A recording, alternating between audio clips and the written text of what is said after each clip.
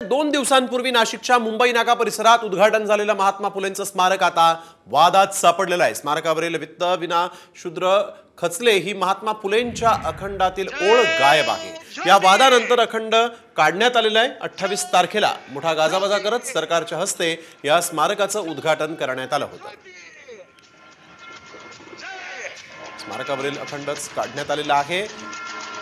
वित्त विना शूद्र खचले ही ओळ गायब होती, त्यामुळे वाद झाला आणि आज स्मारकावरील हे अखंड काढण्यात आलाय।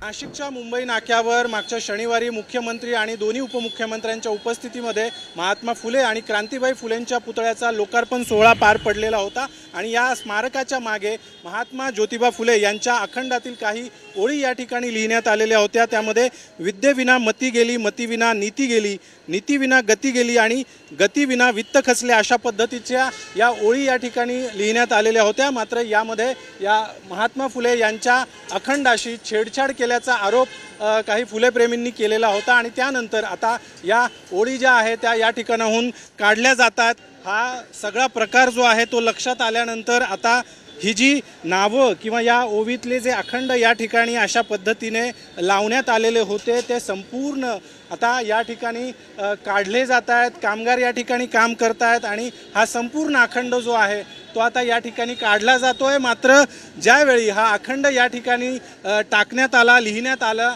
त्यावेळी त्यातून ज्या ओळी वगळण्यात आलेल्या होत्या ती जी चूक आहे ती नेमकी कुणाच्या का लक्षात आली नाही आणि या संपूर्ण चुकीला नेमकं कोण जबाबदार आहे त्याची चौकशी करून आता दोषींवर कारवाई करावी अशा पद्धतीची मागणी जी आहे ती फुलेप्रेमी जनतेकडून केली जाते।